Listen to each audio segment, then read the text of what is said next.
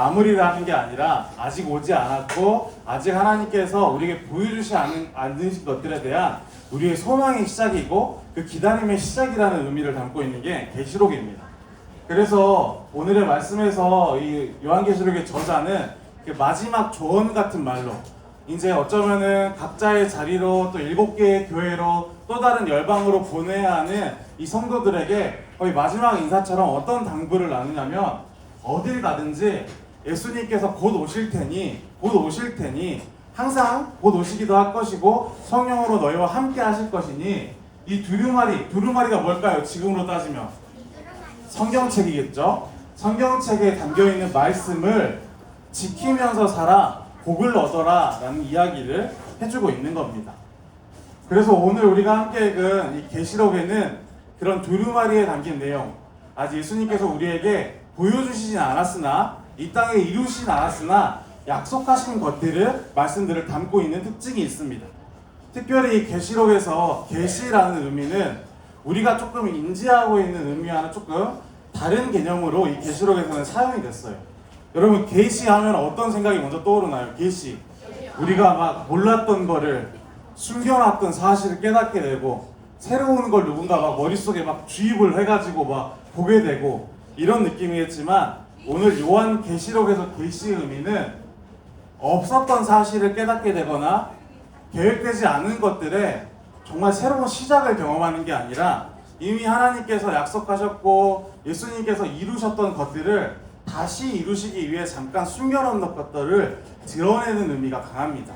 없었던 것들을 다시 알려주고 정말 존재하지 않았던 것을 존재하게 하는 그런 계시의 의미가 아니라 잠깐 숨겨져 있고 잠깐 덮여져 있던 것들을 숨겨진 것을 드러나게 하고 덮여졌던 것을 펼쳐내어 우리를 바라보게 하는 말씀이 이 성경 계시록을 마무리 성경 전체의 의미라는 것을 우리에게 이야기하고 있습니다.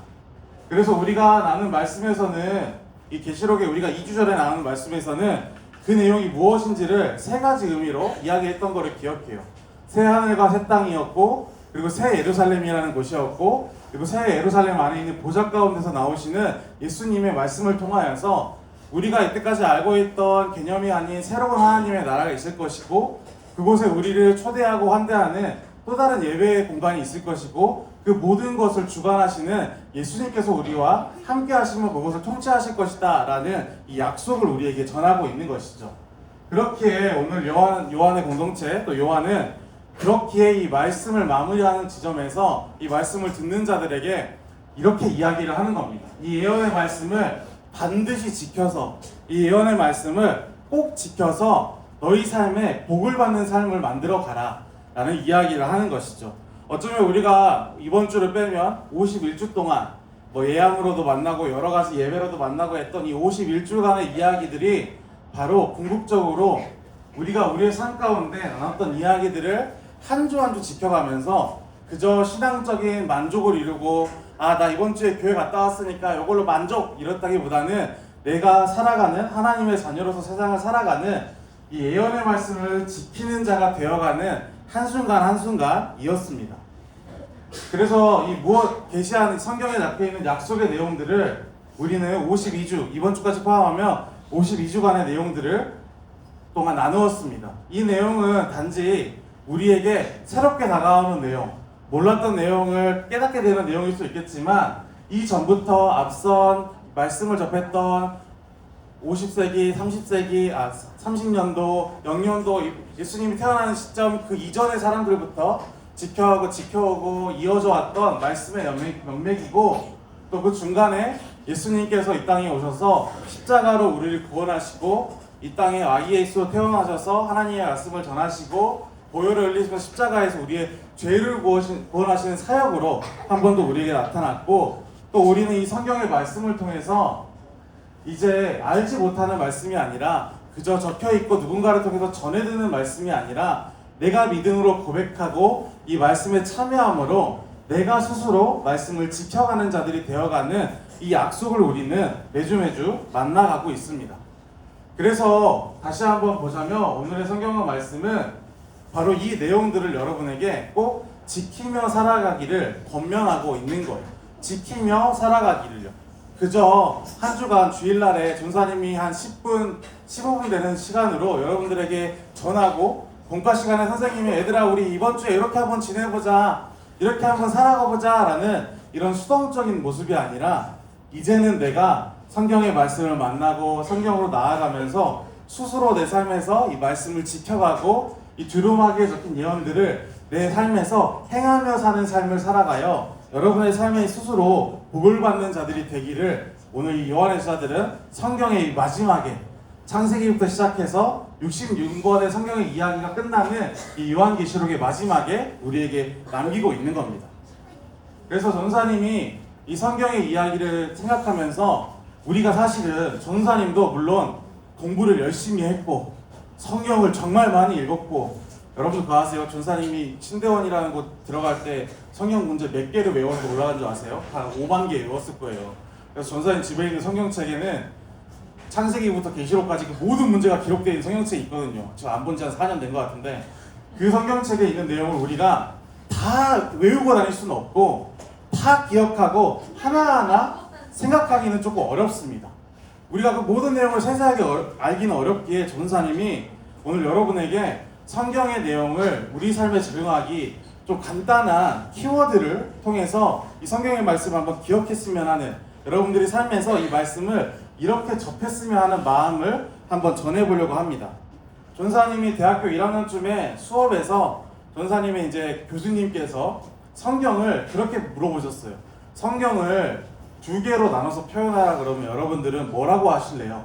성경을 두 단어로 성경 전체 66권의 내용을 두 단어로 설명한다면 뭐라고 할래요? 근데 구약 신약이요 빼고 구약 신약이요 빼고 성경을 두 단어로 표현한다면 뭐라고 할 수 있을까요?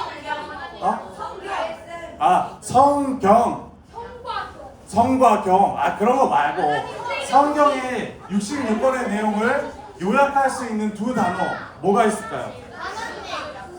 물론 여러분들의 말이 다 맞아요. 예성이 뭔데? 양피. 그것도 의미가 있겠네요. 여러 답이 있겠지만 전사님이 듣고 이거는 진짜 내가 평생 기억해야지.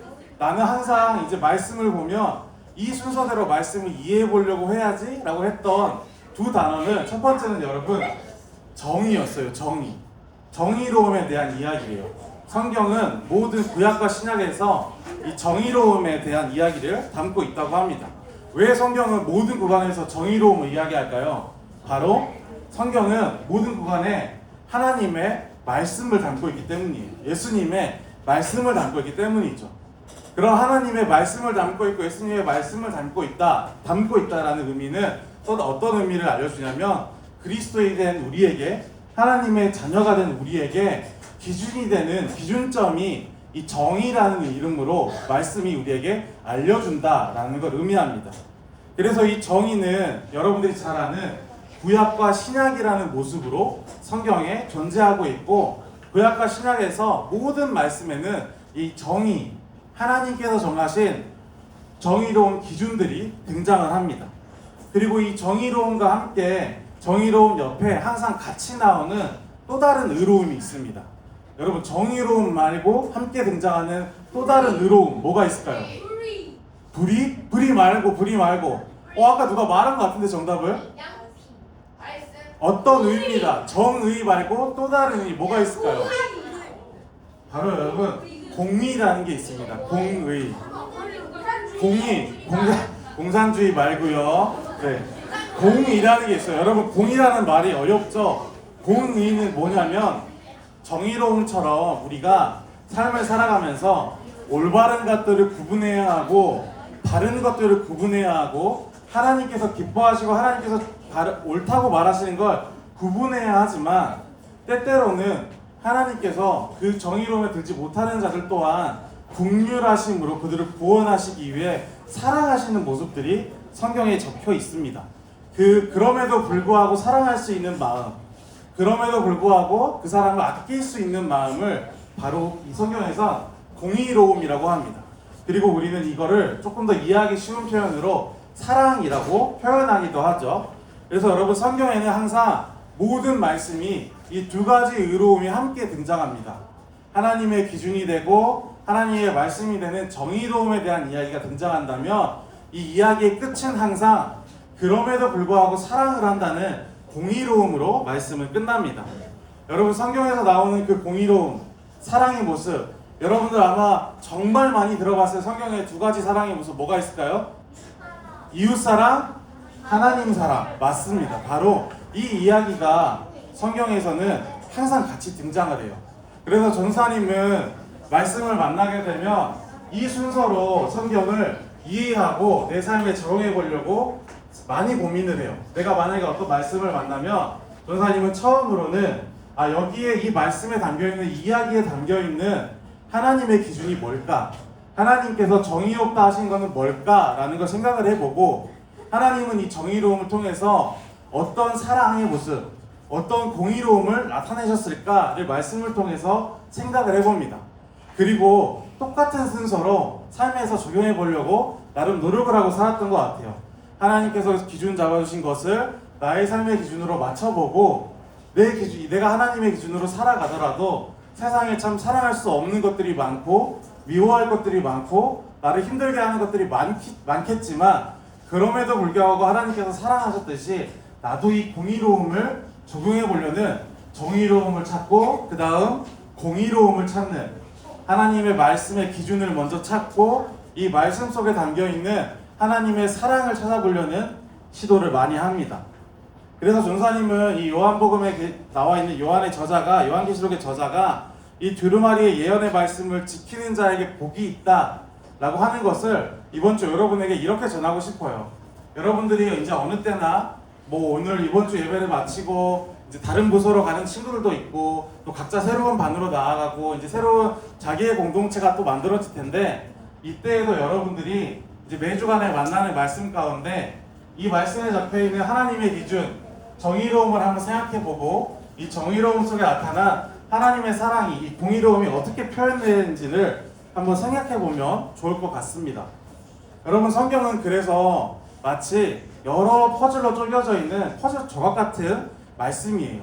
여러 말씀들이 하나의 정의로움과 공의로움을 담아서 하나의 성경책으로 모아지고 이 성경에 적혀있는 말씀들을 매일매일 내 삶의 정의로움으로 공의로움으로 적용할 수 있을 때 우리는 그렇게 하나님의 약속을 믿고 하나님의 말씀대로 살아갈 수 있는 사람이 된다는 걸 여러분 꼭 기억할 수 있으면 좋겠습니다.